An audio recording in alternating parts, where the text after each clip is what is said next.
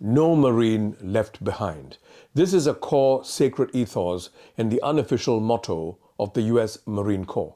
It signifies that they never fight alone and can trust that their fellow Marines will risk everything for them. Powerful. But it's got to have meaning beyond the words. It's uncanny that a similar sentiment was expressed in Prime Minister Lawrence Wong's May Day rally speech last week. He said, and I quote, "The special ingredient in Singapore is that we have built trust in one another and that we will look after our own. No Singaporean will be left behind." Unquote. The Prime Minister was overcome by emotion as he shared these sentiments at the end of his speech before a large crowd of Singaporeans. I've no doubt that the Prime Minister's emotions were genuine and that what he talked about is real. On social media, a significant number of netizens expressed deep emotions and deep appreciation for the Prime Minister's unfiltered sharing. Yet, there were several who characterized it as wayang, which is a Malay term which in English means drama. They made reference to the fact that this is his second time crying in public. The first time was when he was delivering a ministerial statement in Parliament.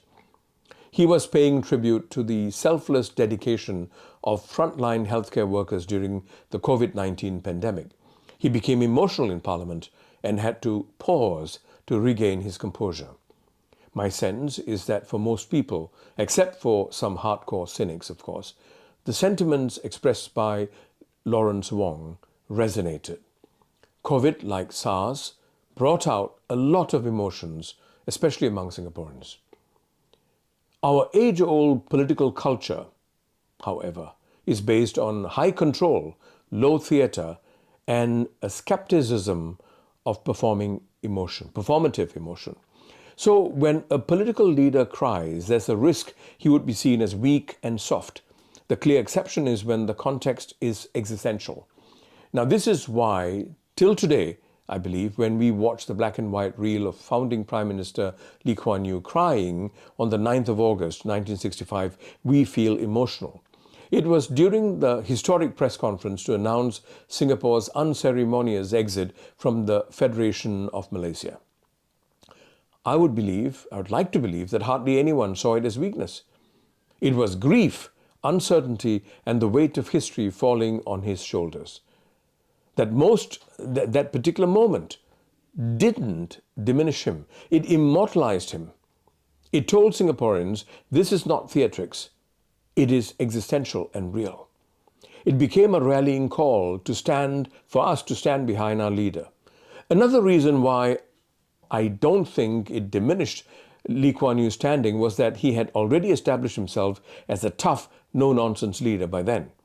In this context, people appreciated this human side. Of course, there were those who saw it as crocodile tears. Even for them, the crying was part of a strategy. It was not weakness. The political culture and context remained the leadership style of the PAP over the years as the ruling party. But clearly, times have changed. It is increasingly a plus factor if political leaders today are capable of showing emotions.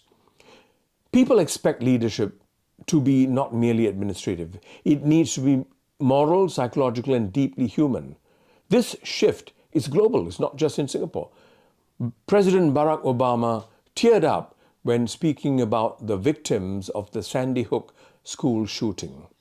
Prime Minister Jacinda Ardern of New Zealand showed visible emotion during the Christchurch mosque attacks. It became her defining strength. But it doesn't always work. Context and credibility are critical. Theresa May, for example, cried when announcing her resignation. It met with rejection, public rejection. She hadn't built a reservoir of trust or likability. I believe that Prime Minister Lawrence Wong is tacitly trying to shift the culture and style of the ruling party to align it more with what younger Singaporeans want. I feel it's the right thing to do, but it's not going to be easy. There's still a significant proportion of Singaporeans who aren't comfortable with overt emotional display. This is why emotions have to be backed by substance and concrete action, which came through in the May Day rally speech. Even as the younger generation wish to see a more human touch, authenticity is just as important. Simply playing to the gallery is not going to work. The question, therefore, is not whether it's okay for leaders to cry. No. The question is whether when they do we believe them? It boils down to trust again. And trust does take time to build. Meantime, I suggest let's remind ourselves that in politics, tears gain power for being rare and lose power with repetition.